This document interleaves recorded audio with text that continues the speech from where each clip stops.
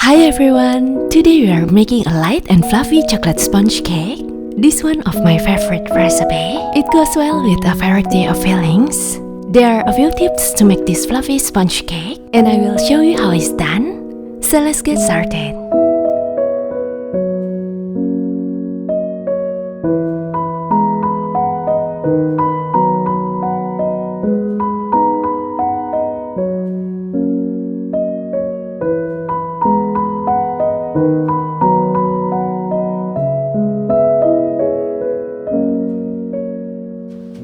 Place a piece of parchment paper on the bottom of the pan. Don't grease or use a non-stick pan. Essentially, your sponge cake batter is using the sides of the pan to help it climb up so it doesn't collapse.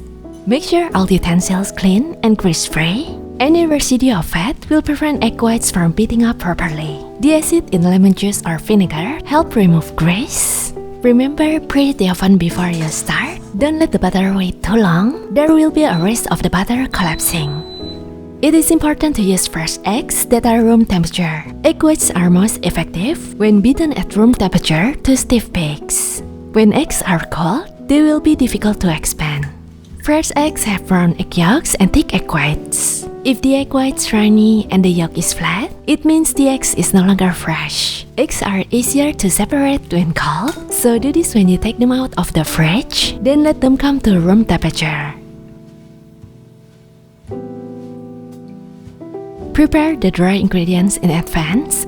Combine the flour along with cocoa powder and baking soda. And for the wet ingredients, mix room temperature milk along with oil and vanilla extract.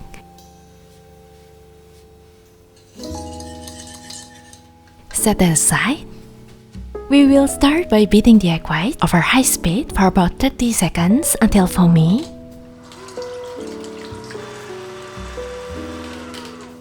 You can add lemon juice, white vinegar or cream of tartar. This acid will help stabilizing the egg whites. Continue beating for another 30 seconds. Then I will add sugar in 3 batches every 1 minute.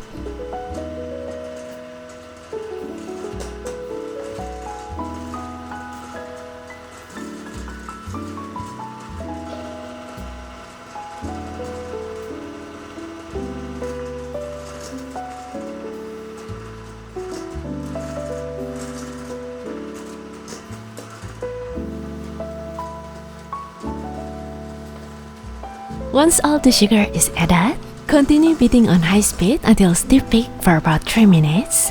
The mixture will gradually thicken and look shiny. When the mixture is lifted and the tip like this is not that red, whip again for a while.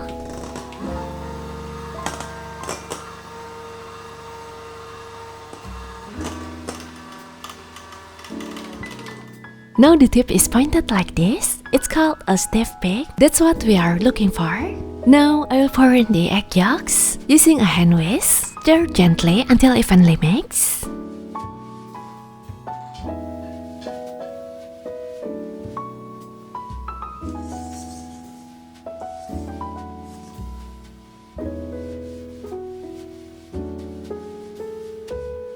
Add sifted dry ingredients in 3 batches. Don't skip this process. By sifting the flour, it will break up any lumps, create a light, delicate, and fluffier results. Stir gently. Make sure that you scrape the entire surface of the bowl so that there's no flour residue on the sides and bottom of the bowl.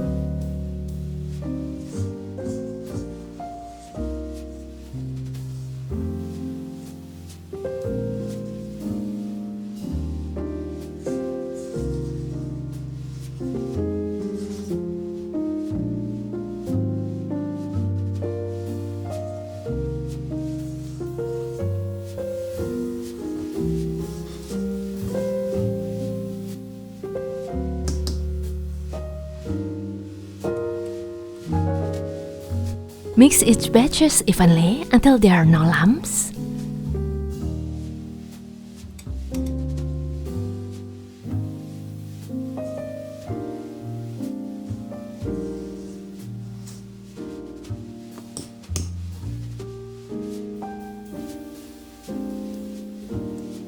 Now I will mix about 2 cups of this egg mixture into the wet ingredients.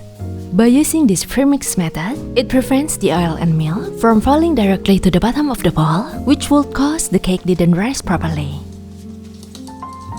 Pour this mixture back to the egg mixture and stir.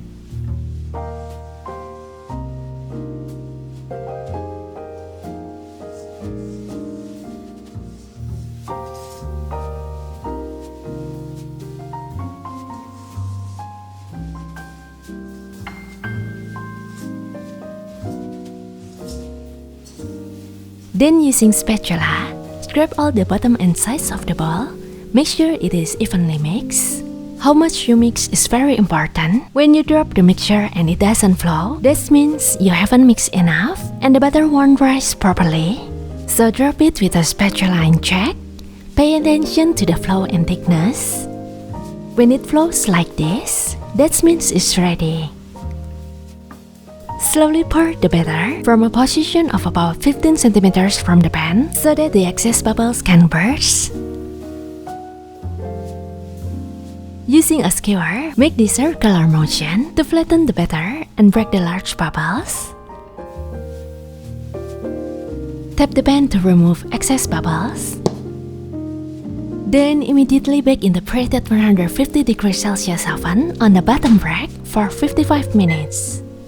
After 55 minutes, increase the temperature to 170 degrees Celsius and continue bake for another 10 minutes. Resist the urge to bake until your cake is done. Opening the oven door while you bake will release some of the heat. This can lead to the cake being too damp in the middle or even falling. Once it's done, remove the cake immediately from the pan so that the moisture can escape and not damage the structure of the cake. Scrape the sides of the pan. Turn it over.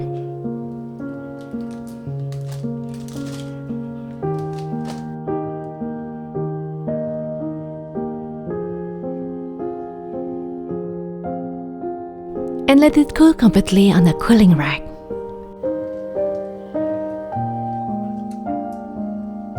Sponge cake is a type of cake that dries easily. Once it's cool, this cake can be used immediately to build your cake of choice or wrap it tightly in a cling wrap and freeze until ready to use it. Let's cut open and look inside.